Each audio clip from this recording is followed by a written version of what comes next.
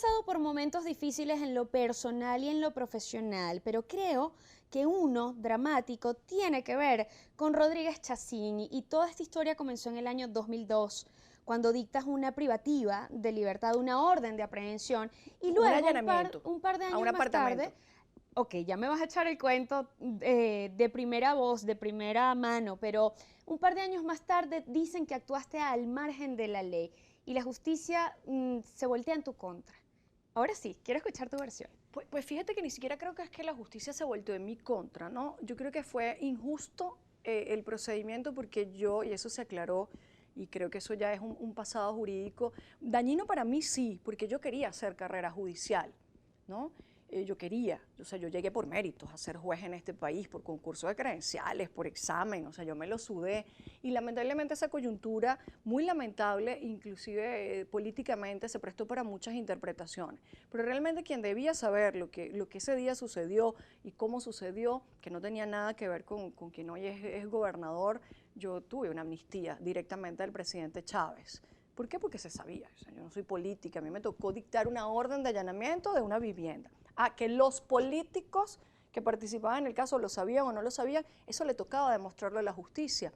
Lo que fue injusto fue que la huérfana política sí enfrentó los procedimientos y los políticos no tuviesen ninguna consecuencia de sus actos, ¿no? Allí es donde yo vi que era injusto, pero que me enjuiciara, que yo asumiera mi proceso, que fuera mi audiencia, etcétera, yo lo asumí con la misma valentía y la misma hidalguía que lo hago en este momento, porque yo no actué en contra de nadie. Pero ¿cuál fue tu error? Porque tú dices, la cuerda se rompió por el lado más débil, ¿no? Claro, el que es el huérfano político, el que no tenía, llámate ahí a este para que no lo juzguen o lo enjuicien. ¿Por qué? Porque Seguiste era, un procedimiento y sí, pagaste claro. las consecuencias, ¿eso es lo que sientes? Yo renuncié, a mí nadie me votó del Poder Judicial. Yo me fui porque no estaba de acuerdo con el Poder Judicial que estaba viviendo. Y así lo dice en mi carta de renuncia. Entonces no me votaron, no me condenaron, no me sentenciaron. Yo tuve una amnistía del presidente Chávez. Fíjate que mucho se ha hablado de la amnistía. Y si la gente recuerda, quien logró la amnistía en este país fue el Foro Penal Venezolano, en el que yo fundé en aquel momento, que era y tenía unas características bien particulares.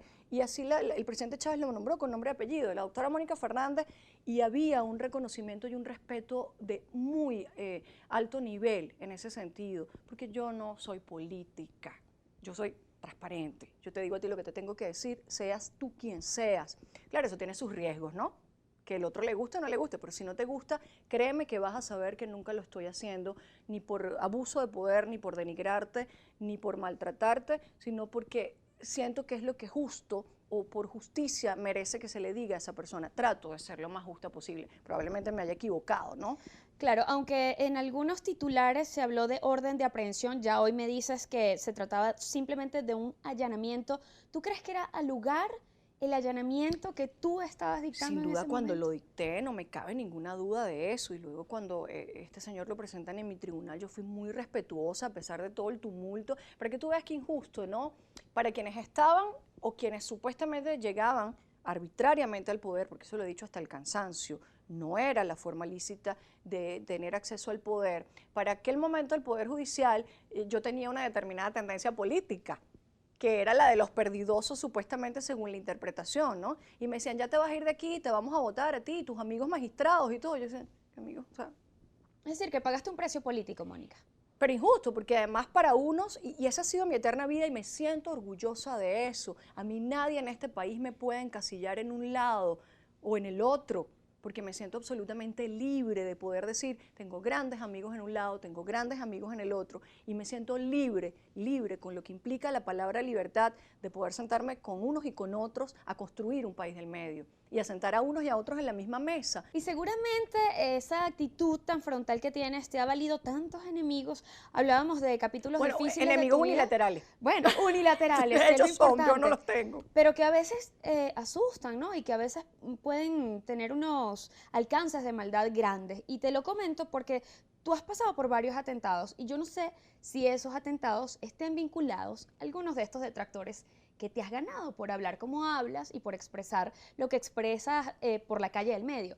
Hablamos, por nombrar alguno, un episodio, me parece que fue en 2010, cuando recibiste alrededor de 5 disparos en el vehículo en el cual te encontrabas.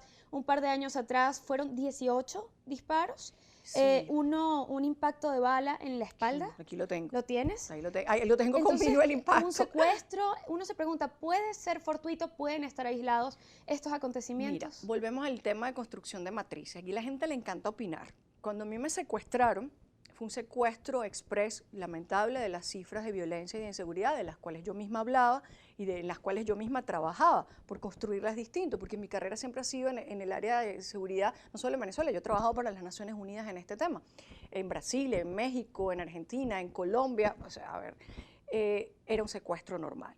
Pero como todo aquí se politiza, cuando yo abro los ojos hacia la clínica y me empiezo a encontrar un montón de gente que yo ni conocía, declarando en la puerta de la clínica que eso era un atentado, que tenía que ver fulano y fulano. Yo decía, señores, ¿qué les pasa? Aquí se volvió loco todo el mundo. No tiene nada que ver con nada de esto, por el amor de Dios. ¿Cómo me van a politizar el secuestro? Y eran voceros de la oposición que querían adueñarse de mi secuestro.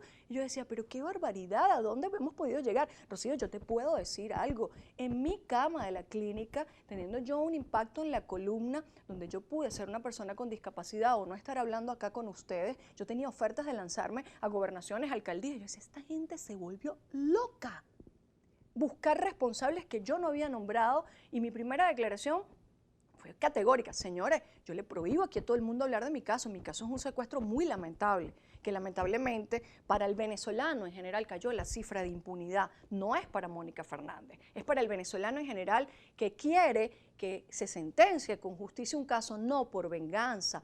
Pero de resto no tenía absolutamente nada que ver con política, porque yo no tengo enemigos, ni los he generado, ni los busco. Y por el otro lado, el otro episodio fue un chico borracho que se confundió. Él decía que yo era un ladrón. Calcula tú, en mi carro. Si yo por algún lado, bueno, si no es por policía, es por ladrón. Y bueno, él disparó y volvemos a lo mismo. Estabas acompañada, me parece, en ese Con una momento. amiga íbamos al Ávila. ¿Qué se filtró ante la opinión pública? Volvemos siempre a lo mismo. Eres una persona pública, trabajas con temas delicados políticamente o desde el punto de vista de opinión pública. Eso fue un atentado. Muy irresponsables esas declaraciones, pero créeme que jamás saldrían de mi boca, porque si en algo que yo soy muy responsable es en atribuirle cosas a la gente, porque no me gusta que lo hagan conmigo, menos voy a salir yo a decir cosas tan irresponsables que hubiesen sido lindas y preciosas para la victimización o Claro. como bandera para lograr algo. Por Dios, eso está muy lejano a lo que yo soy. Doctora Mónica en íntimo es nuestra etiqueta. Damos el corte comercial, después seguimos.